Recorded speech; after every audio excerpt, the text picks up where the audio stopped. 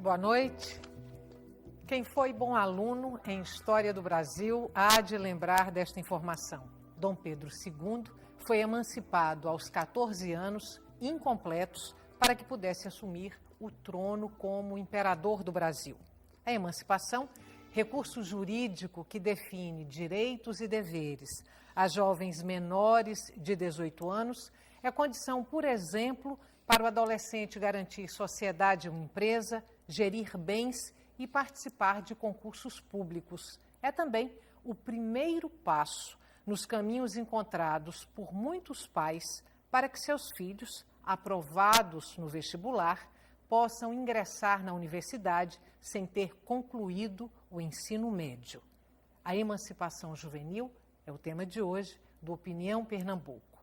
Participam do nosso programa o advogado civil Antônio Ives, a pedagoga e orientadora educacional Elisa Moreira e a mestre em psicologia e consultora em orientação profissional Rafaela Cursino. Lembramos que você pode participar do programa, a gente quer muito que você participe do programa, e aí você envia perguntas para o e-mail opiniãotvu@gmail.com ou então pelo telefone 3423-6836 e pelo Twitter, @opiniãope.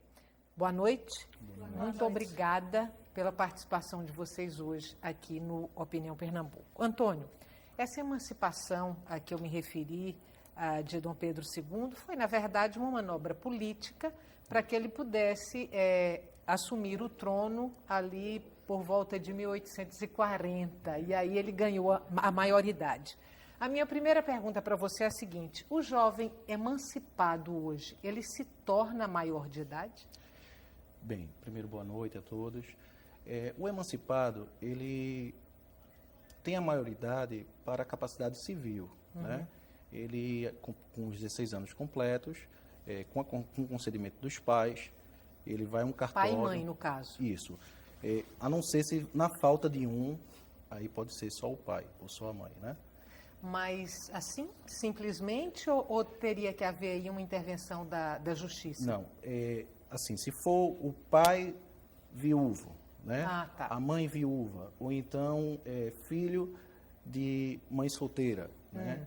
Então, apenas o consentimento de um dos pais, nesses casos, feito através de um instrumento público, no cartório de tabelinhos de notas, após o registro do ato de emancipação, o menor ele tem a capacidade para se tornar hábil à vida civil. No caso, se mãe e pai estiverem vivos e não houver a concordância dos dois, como é que fica a situação? Bem, se tiver uma divergência entre os pais, esse ato só pode ser feito através de ordem judicial, né? É feita uma ação para a emancipação, onde vai discutir e o juiz decide esse conflito. Bom, antes da gente voltar aos direitos e deveres do jovem emancipado e antes da gente discutir também a questão específica do acesso à universidade por meio de emancipação, do ponto de vista emocional, um jovem com seus 16 anos, que é emancipado, vocês que têm experiências com adolescentes, experiência em escola, isso mexe emocionalmente com esse adolescente? Claro. Muito, pouco? Sempre mexe muito. Nós sempre tivemos, não é de hoje, que se faz vestibular, não é? E sempre houve vestibular no terceiro ano. As pessoas entravam no ensino médio naturalmente, né, e faziam, não havia de jeito nenhum essa ideia de não se concluir o ensino médio. Isso vem acontecendo de um tempo relativamente curto para cá, né?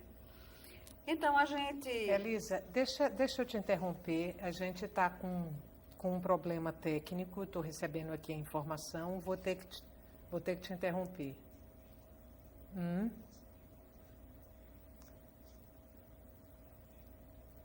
E você quer que eu faça a abertura de novo? Não, só retomo.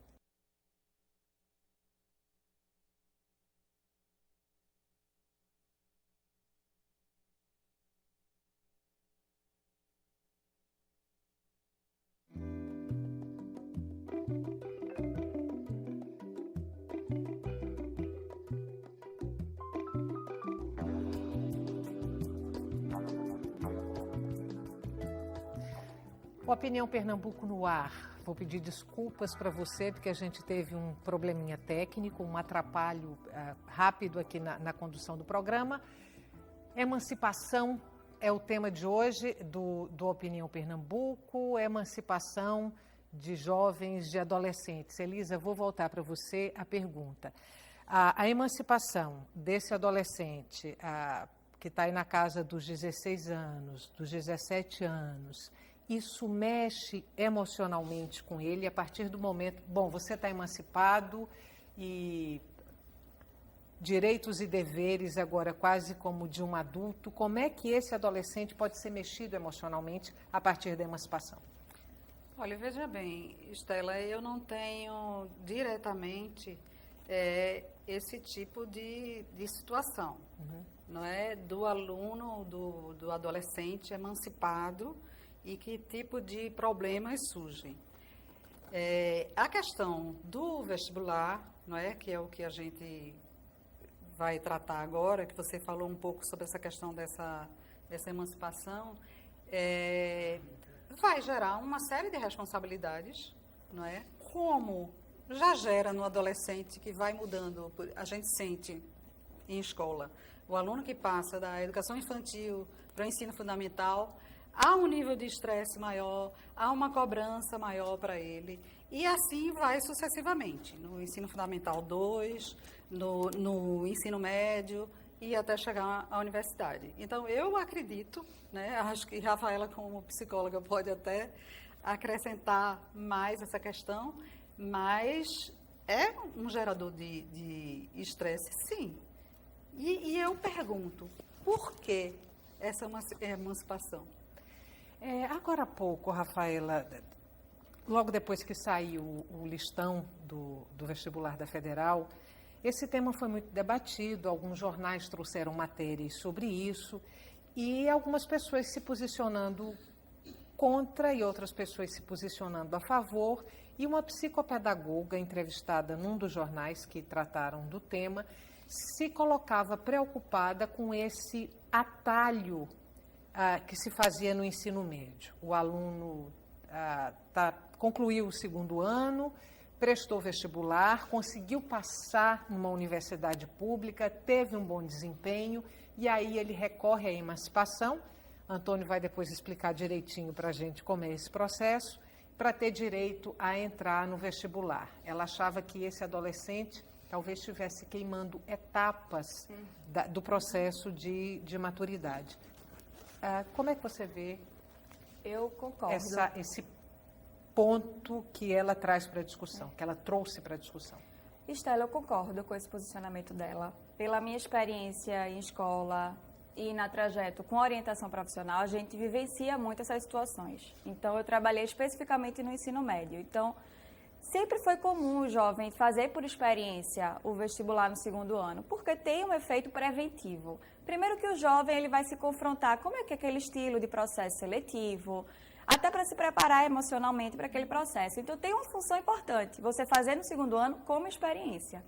E vários eram aprovados, mas isso não queria dizer que o jovem iria entrar na universidade e pular a etapa. Hoje a gente vem vendo que isso é uma prática cada vez maior. Virou um pouco moda entre os adolescentes querer já começar o segundo ano pensando em não fazer o terceiro ano, em passar no vestibular. Na minha percepção, isso é uma armadilha, muitas vezes. Claro que em alguns casos o jovem pode ser bem-sucedido nessa escolha, nessa decisão, mas em muitos não. Primeiro que um ano faz muita diferença no adolescente. Se você for pensar um aluno do primeiro ano e comparar com um aluno do terceiro ano, por exemplo, ou mesmo no início do segundo ano, e um aluno que finaliza a educação básica, o nível de maturidade, o nível de autonomia, e maturidade não só pedagógica, de habilidades pedagógicas, mas de maturidade emocional mesmo. Você vê a grande diferença, sabe?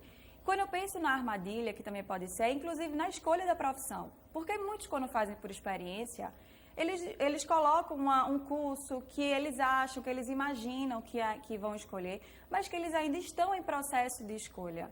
O segundo ano é o momento que eles estão pensando, e o terceiro ano é o momento que, de fato, eles vão definir e decidir essa escolha, sabe? Então, me preocupa o nível de consistência dessas escolhas que os jovens estão fazendo no segundo ano, e aí, passando no vestibular, de pular essa etapa. Eu recebo jovens que já fizeram isso e vêm repensar se de fato se essa escolha foi ou não consistente, sabe? E aí eu acho que é preocupante. Chegam a repensar o curso que escolheram? Exatamente. Porque o que acontece? A dúvida faz parte do processo. Então é inevitável quando você faz uma grande escolha. Pensando em escolha profissional como projeto de vida, o que você vai fazer durante 30 anos da sua vida, e não se reduzindo ao vestibular, é inevitável não ter dúvidas.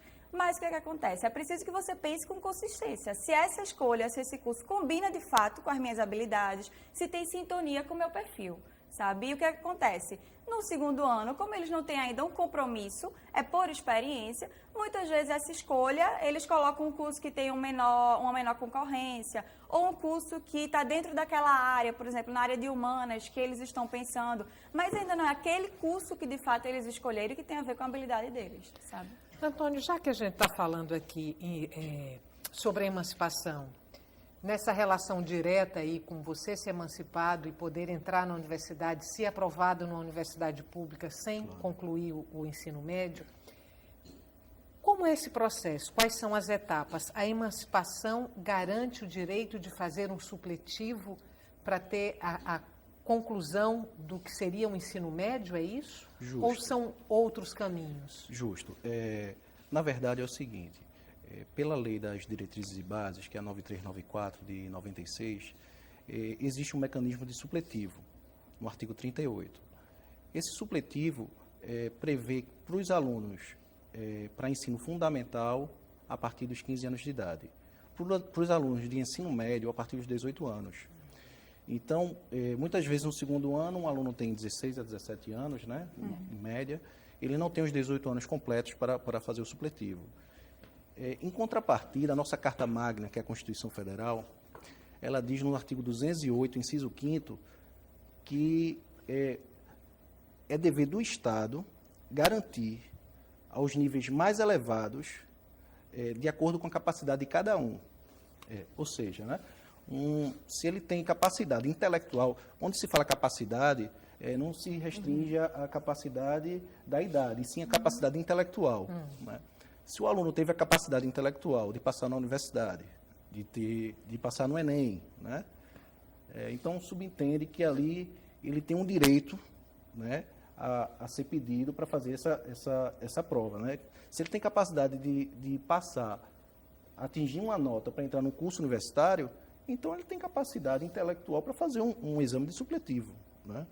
Então é concedido uma liminar que autoriza ele fazer esse exame supletivo. Aí, se ele passar no exame supletivo, ele pega o certificado de conclusão do exame supletivo e ingressa na universidade. O supletivo é para quem não pôde cursar o ensino médio nas suas etapas normais, digamos assim, é um teste que habilita, que dá a essa pessoa esse título de conclusão. Isso, justamente. Na verdade, os supletivos foram criados para atingir a população mais carente, que não conseguiu no tempo normal, concluir o segundo grau, então, que é o antigo segundo grau, que hoje é o ensino médio, né? Ou em ensino fundamental. Em contrapartida, se torna assim uma ferramenta para esses alunos conseguirem o certificado de conclusão, já que nem sempre existem outros programas da educação que permitam a elevação do aluno para a conclusão. Foi criado em 2010 uma portaria normativa do Ministério da Educação, onde consta que o aluno, ao fazer o Enem, se ele tiver 40% da prova objetiva, que é a prova de conhecimento, e 60% da redação, ele já automaticamente está habilitado a ter o certificado de conclusão. Né? Mas aí esbarra novamente ao artigo 38 da Lei de Diretrizes e Bases, né?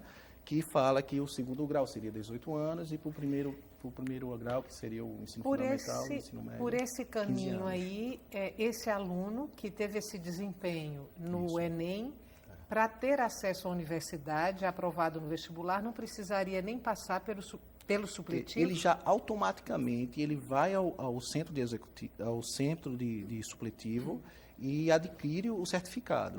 Né? Bom, quem aplica o supletivo? Educação pública, escolas particulares, os dois? Olha, os dois, né?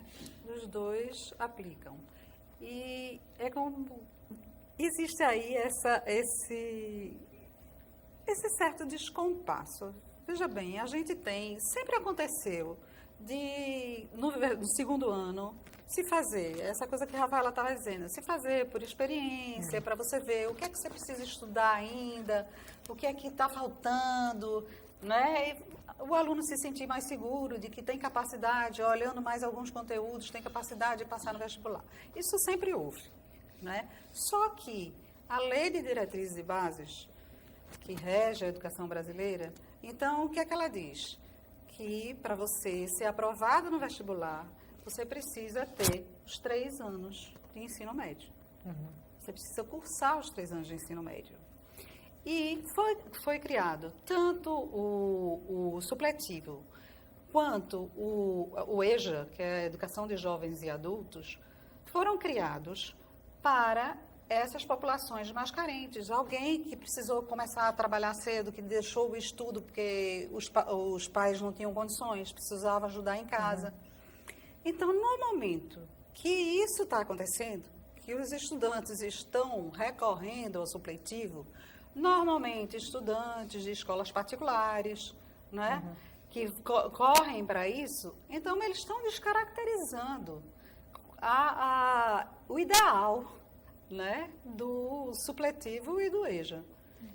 A gente vai fazer um intervalo curtinho, volta daqui a pouco para continuar essa conversa. O tema de hoje do Opinião Pernambuco é a emancipação. E lembrar para você mais uma vez que você pode participar do nosso programa, você pode mandar perguntas e comentários. O número do nosso telefone é o 3423-6836, o nosso e-mail opiniãotvu@gmail.com e também o Twitter, @opiniãopr.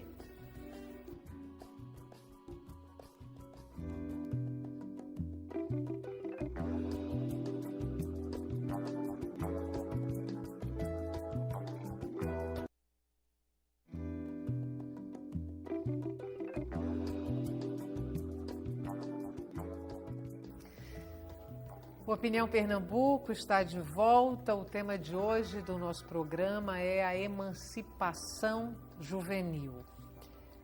Emancipação, vestibular, Antônio se posicionando a favor desse atalho possível no ensino médio para que o adolescente aprovado no vestibular possa ingressar na universidade.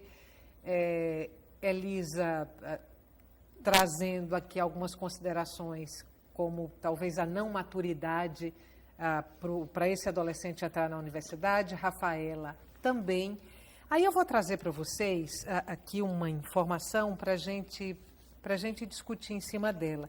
É o projeto de lei que está tramitando na Câmara dos Deputados, é um projeto de lei de Gonzaga Patriota, um deputado pernambucano do PSB, e se aprovado esse projeto de lei, os estudantes maiores de 16 anos, aprovados em vestibulares de universidades públicas e que tenham concluído o segundo ano, ou seja, aquele estudante que está no primeiro ano do ensino médio não seria contemplado.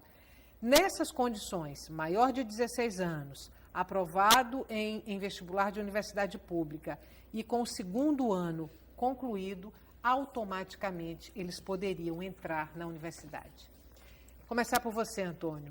Isso resolveria tudo, essa A questão jurídica, angústia sim. dos pais, A questão essa jurídica, correria à sim. justiça para garantir a vaga na universidade? A questão jurídica, sim. Sabe por quê, Estela? Porque no âmbito jurídico ainda não foi consolidado o posicionamento. Existem juízes que têm esse entendimento, dada a vista que a Constituição permite isso aos níveis mais elevados, né? E existem entendimentos jurídicos que são contra, justamente porque diz que a criação do exame supletivo é justamente para os adultos, né, que não tiveram no tempo, aquele tempo que seria o tempo normal de concluir o segundo grau, né, que é o ensino médio. Então, do ponto de vista jurídico, resolveria tudo, porque o aluno faria a prova, se passasse, realmente teria 16 anos já completos, não precisaria nem se emancipar, então. Né? Porque para entrar na universidade você não precisa ter 18 anos completos. Né? Desde que tenha concluído o ensino médio. E os 18 anos completos é para você fazer o supletivo para garantir o certificado. Então já resolveria, sem problema. E agora? Estela, Se o projeto de lei for aprovado? Veja bem, a minha análise, não é questão de ser contra, certo? Eu acho que cada caso é um caso. Tem aqueles alunos excepcionais, né, que merecem ser promovidos. Um aluno que tem uma genialidade, que tem uma inteligência acima do normal. Então, cada caso é um caso. Mas o que eu vejo para que um tipo de projeto desse ser aprovado, tem que se analisar as leis. Né? Porque o que eu acho que acontece muito no Brasil é isso. As leis existem, mas existem todas as outras formas dessas leis serem mudadas. Eu acho que o projeto de lei, ele foi apresentado levando em consideração o grande número de recursos judiciais para que esses alunos pudessem ser contemplados. Se eu não me engano, somente na UNB, em Brasília, acho que o ano passado foram 16 casos favoráveis, 600 casos, 600 decisões judiciais autorizando esses alunos que não concluíram o ensino médio a ingressarem na universidade. E aí o projeto de lei viria já para, digamos assim, regularizar, legitimar essa situação. Mas e a lei de diretrizes básicas? Fica onde? Se ela estabelece que tem que cumprir os 3 anos. E aí? Vai ter vão ter que sentar e resolver essa questão. Exatamente, eu acho, Lisa. Porque se existe todo um fundamento teórico, a fundamentação teórica de educadores, de especialistas da educação, que fundamentam a educação básica e o ensino médio, em 3 anos do ensino médio, por que reduzir? O terceiro ano ele tem uma função importante, não só de também desenvolvimento de habilidades, de competências, de aquisição de uma maior autonomia, de maturidade intelectual, é também uma função importante para um rito de passagem.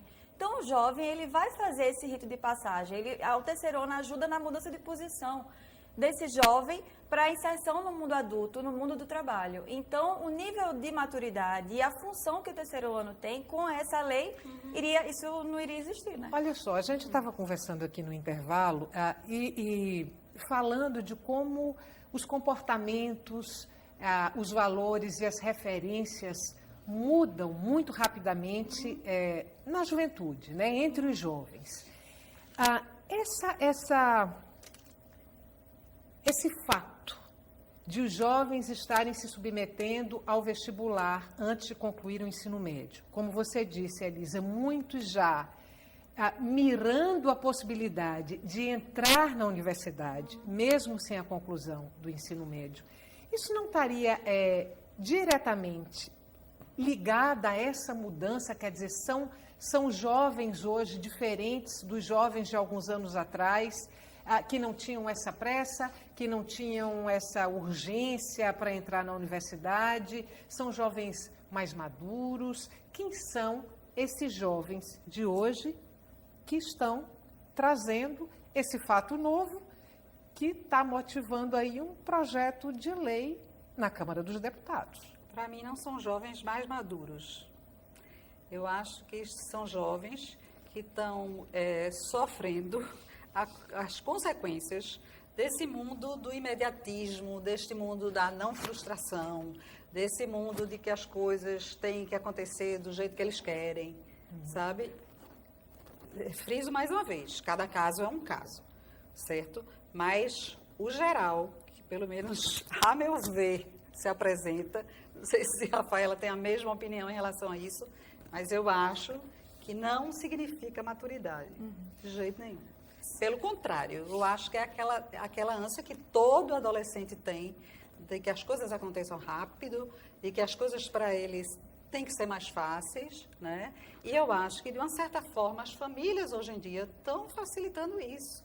A gente sente dentro da escola que cada vez mais os pais querem que os filhos se frustrem menos, né? Então há uma preocupação dos pais em que não haja Ou seja, frustração. há uma autoridade diluída, Exatamente. é isso? O que eu, Fragmentada. na minha experiência, o que eu percebo muito é que os jovens, eles querem pular o ensino médio para não passar pelo estresse, pela Exatamente. tensão, pela dificuldade que é o terceiro ano, que a gente tem que reconhecer que, de fato, é um ano que exige disciplina, é um ano de estresse, mas que é um ano importante para você lidar com as dificuldades. Né? É estruturante. Então, o que eu acho que a lógica do adolescente é uma lógica do imediato, é a lógica do prazer. Exatamente. Mas o que me preocupa são os pais aderirem a essa lógica. Os pais, eles têm mais condições internas de perceber as consequências e as vantagens e desvantagens dessa atitude. Mas hoje a gente vive num tempo que os pais, eles têm ilusoriamente uma onipotência de blindar os filhos de qualquer sofrimento ou de qualquer dificuldade. E sofrimento é inerente à condição humana, né? Então, o aluno poder cursar o terceiro ano e passar por essas dificuldades é um aprendizado, ele vai saber lidar na vida, né? com as dificuldades de uma forma muito melhor, né? Então, essa ilusão dos pais quando aderem a essa atitude, eu acho que é querer que o filho não sofra e que filho a gente vai estar... A gente vê hoje os jovens que estão no trabalho, muitos saem, por exemplo, tem pesquisas que falam sobre isso, jovens em programas de trainee, quando sofrem a primeira frustração porque o projeto não foi aprovado, sai e abandona. Então, o nível para você lidar com a frustração e com as dificuldades que vai ter na vida, a intolerância é muito menor. Por quê? Porque na sua vida você não viveu esse tipo de frustração e de dificuldade que faz parte da vida e é estruturante. Antônio, pegando aí isso que foi colocado por Rafaela e por Elisa e trazendo para a questão legal da emancipação, o jovem emancipado, o adolescente emancipado, ele está livre, digamos assim, da autoridade familiar? Isso, está sim. Na verdade é o seguinte, a emancipação, o antigo poder de família, certamente que teoricamente não perde o poder de família, porque pai é pai e mãe é mãe. Para sempre. É para sempre, né? Não se perde. Mas teoricamente, assim, por lei, na verdade, quando os pais concedem, que é uma concessão, né? Ele concede ao filho se emancipar e dali ter habilidade para ter todos os atos da vida civil. Então, ali ele pode abrir uma empresa, ele pode ter conta. Do mesmo jeito que ele tem os direitos, ele tem os deveres. A conta que ele vai ter que pagar. Se ele não pagar, vai ser protestado. Né? Ninguém vai mais atrás do pai e da mãe dele numa conta dessa. Exatamente. Né? Diferente, antigamente, que ele dependia. Ele tinha uma conta, ele era um dependente, tinha um cartão de dependência, né, dos pais. Na verdade, esse poder de família termina perdendo. Eu fico preocupada se eles têm consciência disso, se o adolescente tem consciência disso. E os Será que eles pais, têm consciência disso? E os pais, eu acho que por isso que tem condições internas melhor de avaliar isso, porque é uma mudança de posição. O jovem, ele deixa de ser dependente para ser autor da sua própria história e de ser responsável sobre si mesmo. Então, é uma mudança que é preciso que os pais mesmo se perguntem e tenham discernimento. Meu filho, ele tem condições internas para assumir esse tipo de responsabilidade? Claro que vão ter casos que o filho vai ter e que a gente não pode generalizar para todos os casos. Mas acho que os pais conhecem mais do que todo mundo seus filhos. Então tem que ter essa condição interna de discernir. E também de dizer não. Se achar que não tem condições, que aquele filho ele não tem condições internas para poder já entrar na universidade, no mundo adulto e assumir as responsabilidades que uma emancipação exige, ele vai ter que dizer não. E ele vai ter que ter tranquilidade, porque quem é responsável pelo filho é o pai e a mãe, né? Bom, aí considerando que, teoricamente, vou colocar aqui, teoricamente, que esse jovem emancipado, ele não precisa mais se submeter à autoridade familiar. Em contrapartida, os pais, em nenhuma circunstância, respondem pelos atos desse filho emancipado. Na vida civil, né? Essa questão é o seguinte, é muito discutida, porque a autoridade do pai e a autoridade da mãe, mesmo quando ele atinge a maioridade, ainda continua. Principalmente quando o filho ainda mora sob o mesmo teto do pai, o mesmo teto da mãe. Então, eu acredito que na prática não muda nada. Na prática, realmente não muda. Né? O filho é filho, o pai é pai, mãe é mãe. Né? Não muda. Agora, existem os benefícios em relação à vida civil, que realmente ele pode abrir uma conta, ele pode abrir uma empresa. Tem muitos jovens que hoje com 16 anos já trabalham, né? Já tem uma situação econômica, né? Então, realmente, ele já pode mexer no seu... Eu acho que é a minoria, né? Ele é responsável pelos atos dele, por exemplo, um delito que ele cometa. Não. Ele é responsável... É só na vida civil. Só na né? vida civil. Aí, certo. então, é cobertado o pai... Vamos imaginar que um adolescente emancipado pegou o carro do pai, saiu com esse carro e bateu, atropelou, enfim. Nesse caso, o pai pode ser responsabilizado pela atitude desse filho emancipado. Isso, mas na parte criminal ele ainda está pelo ECA, pelo Estatuto da Criança e do Adolescente, porque não completou ainda a maioridade. Filho emancipado, pode tirar a carteira de habilitação? Não pode. Bebidas alcoólicas? Não pode. Frequentar motéis? Não pode. Então não pode muita coisa. Não pode muita coisa. Voltando agora para a questão do vestibular. Discutindo aí se esse jovem, se esse adolescente tem ou não maturidade para ingressar na universidade. E pegando aí o que vocês estão sinalizando, como dificilmente ele estará pronto para esse passo, né? Não compete aí a família entender que filho é esse. Esse filho que passou no vestibular sem concluir o ensino médio, vou brigar ou não vou brigar, vou recorrer ou não vou recorrer a caminhos legais, judiciais, para que esse adolescente entre na universidade, considerando o nível de maturidade, de relação desse adolescente com o mundo, com as pessoas que ele tem em volta, até que ponto a família, os pais têm esse discernimento? Eu acho que ele deveria, como você está falando, ter discernimento, os pais. Mas o que eu vejo muito é que os pais deixam na mão dos filhos, muitas vezes, decidir se vai ou não querer entrar, sabe? O que eu acho preocupante, por exemplo, há 15 dias atrás eu estava com a família, o jovem passou no curso, no 2º ano, já estava no 3º ano, né? Saiu o resultado em fevereiro na Universidade Federal, e a inscrição à matrícula seria até ontem. E ele estava super angustiado porque não sabia se fazia a matrícula no curso ou se continuava no 3º ano. E os pais colocando, olha, meu filho que vai escolher. Então, eu acho que é uma decisão tão séria, tão cuidadosa, que não pode deixar na mão do adolescente para ele decidir sozinho por ele. É preciso que os pais tomem para si essa responsabilidade. Participem da decisão, porque aí talvez não fosse o caso dos pais decidirem pelo... Eu acho que conjuntamente. Mas, pelo fato dos pais serem se responsáveis pelos filhos, eu acho que se o pai percebe que ele não tem maturidade emocional, intelectual, competências importantes para finalizar, eu acho que o pai não tem que permitir só porque o filho quer. Porque muitas vezes o adolescente ele não tem ainda discernimento das consequências que isso possa vir a ter. E os pais, enquanto adultos e com experiência de vida muito maior, eles podem sim ter essa condição interna de pensar, será que vale a pena? A serviço de quê? Antecipar, abreviar o ensino médio, pular uma etapa. E muitas vezes lá na frente pode resvalar. Se essa escolha não foi muito consistente, volta para repensar.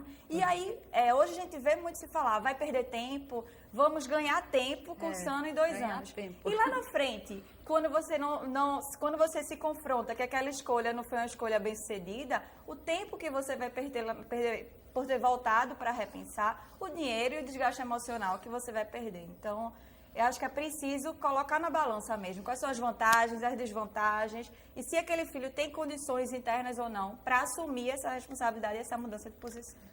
Outro intervalo curtinho, a gente volta daqui a pouco para continuar esse debate, essa conversa sobre a emancipação de adolescentes. Você pode participar do nosso programa e para isso você manda suas perguntas e comentários para o telefone 34236836, pelo e-mail opiniãotvu@gmail.com e também pelo Twitter @opiniãop.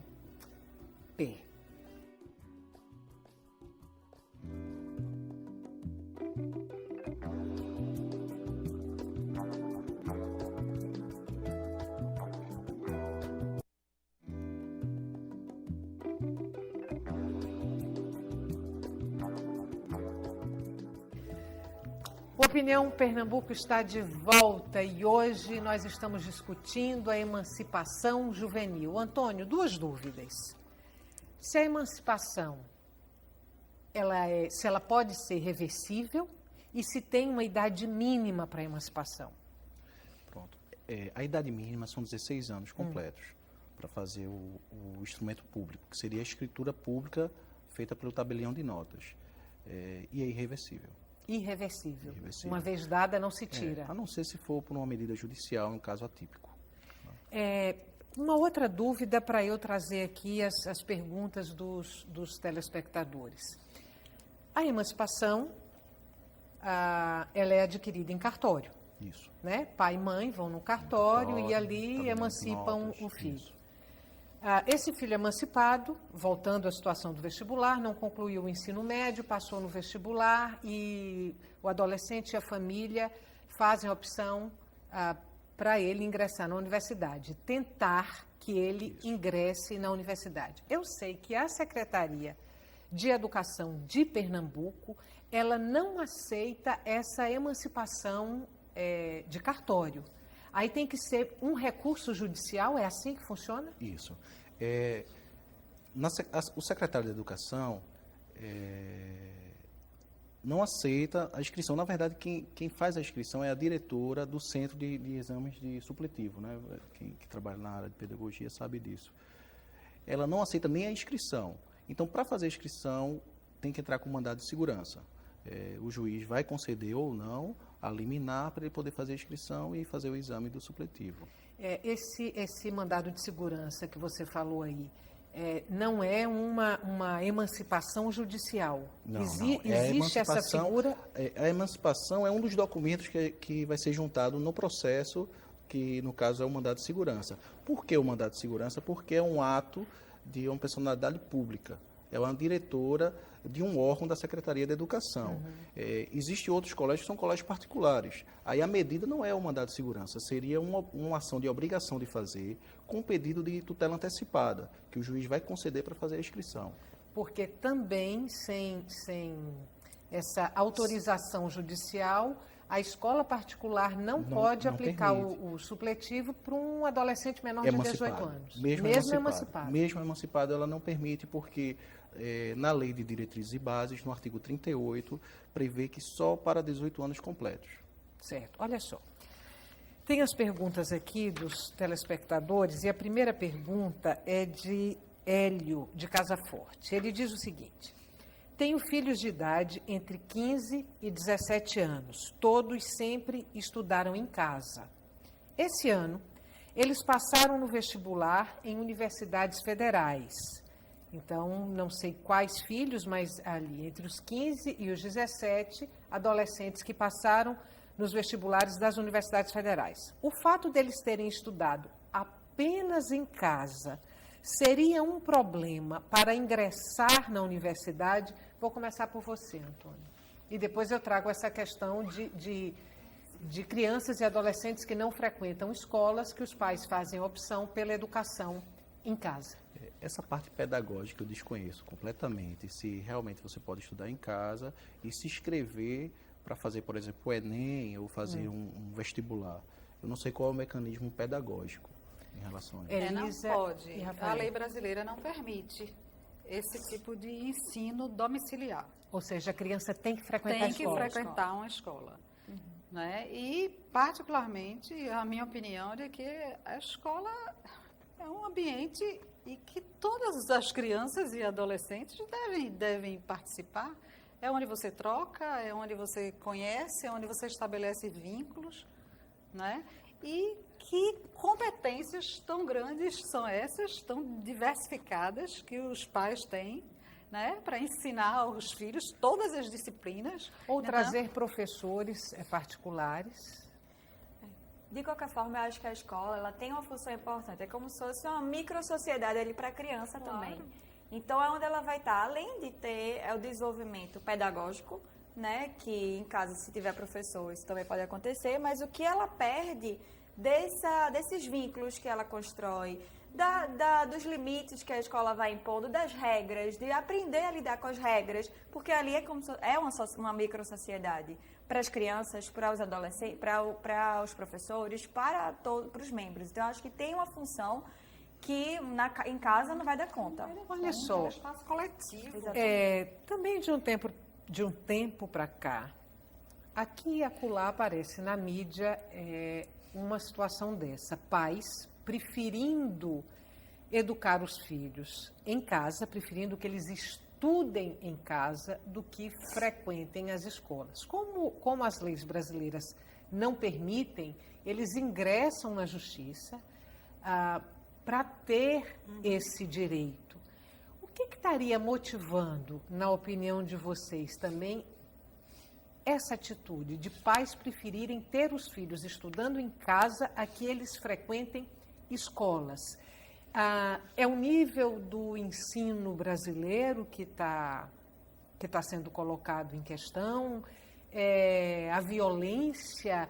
O que poderia, na opinião de vocês, como educadoras, psicóloga, o que poderia estar motivando esses pais a fazerem essa opção? Eu acho que é um conjunto, né? Eu acho que é um conjunto. Como eu digo e repito, eu particularmente acho muito estranho, né? Eu acho que a convivência é tudo, né? Constrói, a convivência impõe limites, uma série de coisas de trocas importantes para um amadurecimento, né? Para se inserir no mundo como cidadão, né? Agora, eu me perdi um pouquinho aí, Estela. Eu coloquei se seria uma descrença no nível de ensino, se seria o medo da violência. Acho que é um conjunto. Acho que entra essa coisa da superproteção, não é? Que cada vez a gente sente mais, né? Então é o medo, você não deixa seu filho sair de casa porque tem medo da violência. Como é que seu filho vai aprender a se defender se ele vive numa redoma, não é? Então, a questão da própria disciplina, não é? Que hoje em dia eu acho que em escola a gente está vivendo algumas questões disciplinares que há uns anos atrás a gente não vivia, não é? Eu acho que exatamente por conta desse desmando, por conta dessa não frustração, não é? Aluno não pode se frustrar. Aluno agora é reprovado, entra num supletivo para poder continuar. Então, como é que pode? Né? Onde é que estão os valores? Onde é que estão os princípios? Né? Então, eu acho que é um conjunto de coisas que... Eu também não tive nenhuma experiência nesse sentido, mas eu compartilho da opinião de Elisa. E acho que às vezes os pais têm um pouco essa onipotência ilusória que vai dar conta de tudo para o filho, né? E que não vai. E eu acho que é importante entender que ele não sabe tudo, que não pode tudo, e o filho também. E a escola tem as competências importantes, seja os educadores, sobre educação. Então, os pais muitas vezes entram em briga com a escola, discutindo saberes que eles não têm competências. Exato. Então, competências educacionais, eu acho que a gente tem que colocar cada um no seu lugar. Eu acho que a escola, ela é um lugar específico e especial para poder se tratar de quem pode falar de fato sobre educação. Eu acho que está na escola. Antônio, fazendo aqui uma especulação e pegando esse caso aqui de Hélio, de Casa Forte, que os filhos, como ele diz aqui, sempre estudaram em casa. Suponhamos que esses filhos estudem em casa por decisão judicial, né? Que os pais não estejam obrigados a matricular os filhos em escolas. Aí, nesse caso, para que esses adolescentes pudessem entrar na universidade, teria que ser também passar pelo caminho do supletivo, será? A não ser se na medida ele já entende como uma educação especial, que permita a ter um nível de graduação. Se tiver prova específica para isso, né? Se não, ele tem que fazer o supletivo. Né? Bom, Eline de Tegipió, a emancipação também é válida para o casamento de uma pessoa maior de idade com uma pessoa com menos de 18 anos, um maior e um menor? Hoje em dia, a partir de 2003, né, quando entrou em vigor o Código Civil de 2002, passou o casamento a ser a partir dos 16 anos com autorização dos pais. Então, ou maior de idade, ou com 16 anos, é autorização dos pais. Quando ele casa, ele já se emancipa automaticamente. Cleiton, também de Tegipió. Uma pessoa emancipada pode responder por crimes como uma pessoa de maior? Não, não responde. Ele está antecipado para a vida no âmbito civil, né? No âmbito penal, criminal, não. Como você tinha falado anteriormente, ele vale para ele pelo ECA, o Estatuto da Criança e do Adolescente. Da Criança e do Adolescente. Lúcia de Carpina. Sou do interior e meu filho de 17 anos estuda na capital. Posso emancipá-lo para que ele tire habilitação de automóvel? Não, a gente tinha falado nisso. Não pode não.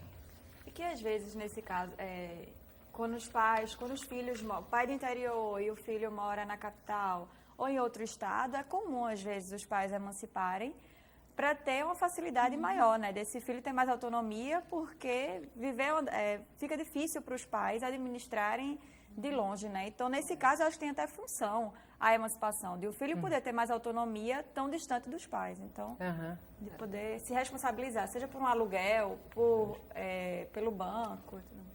Tem também uma pergunta aqui de Deise Luna de Paulista. Emancipação é dar poder à imaturidade. Na verdade, é um comentário.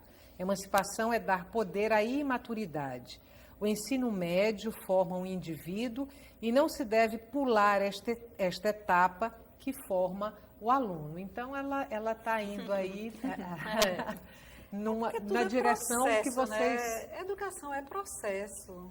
Educação é processo, ela não acontece de uma hora para outra. E além disso, as etapas na vida são importantes, a gente fechar os ciclos de tudo, né? E a educação básica, a gente poder fechar o ciclo da educação básica, tem que ter uma função estruturante para aquele jovem. Ele vai se inserir no mundo adulto, no mundo do trabalho, ele vai mudar de posição. Então, faz toda a diferença a gente fechar os ciclos. E é isso exatamente que a LDB prega. Exatamente. Você tem que fechar.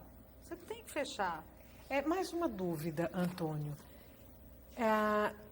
Vamos pegar de novo a situação do adolescente emancipado que passou no vestibular, entrou com recurso judicial, vamos considerar aqui Pernambuco, entrou com recurso judicial, ganhou o direito de fazer a prova que corresponderia aí à conclusão desse ensino médio. O Estado pode recorrer? O Estado recorre. Sempre? Sempre recorre. E principalmente aqui em Pernambuco, porque existem dois tipos de avaliação. Existe a avaliação que tem anual, do exame supletivo, e existe a de regime especial. Essa de regime especial tem um instituto normativo que prevê só para casos especiais, né? Em caso do aluno que passou no vestibular e foi reprovado no terceiro ano, de um aluno que passou em um concurso público, né, e não tem um segundo grau ainda. Aí realmente ele faz. Agora, volto a falar, né, ele esbarra no artigo 38 da LDB, na questão da maioridade. Então, a questão de Pernambuco ainda é mais difícil, porque ele, além de esbarrar na maioridade, ainda esbarra no Instituto Normativo para o regime especial, né? Existem outros estados que você tem, só esbarra a maioridade. E, por exemplo, a Paraíba, em Brasília, que tem algumas escolas particulares que faz o curso supletivo. Então, você só esbarra na relação da maioridade. Então, a emancipação supria, né? Ia suprir essa maioridade para ele fazer o supletivo. Para a gente terminar, que o tempo de fato está acabando, considerando aí esse exemplo que eu dei, Brasília, somente na UNB, 16 casos favoráveis ao ingresso dos alunos nessas condições na universidade. Fazendo um comparativo aqui com Pernambuco, a compreensão judicial aqui desse tipo de caso, ela é mais conservadora, ela tende a não aceitar o ingresso desse adolescente na universidade? Sim. O nosso tribunal ainda é bastante conservador, né? Os desembargadores hoje têm um entendimento, em sua maioria, que é da Câmara de Direito Público, que além de não ter os 18 anos completos, não tem aquelas situações que eu falei que prevê o Instituto Normativo. No caso de Brasília, a questão é só dos 18 anos. Então, é até mais fácil, até para o tribunal, porque a questão é só da maioridade. E a maioridade estaria suprida em relação à emancipação. Então, é muito mais fácil, tanto em Brasília quanto na Paraíba. Antônio, obrigada. Elisa, obrigada. Rafaela, obrigada. Boa noite para vocês mais uma vez. Para você que está em casa, muito obrigada pela companhia, pelas perguntas. E o Opinião Pernambuco volta amanhã. Boa noite.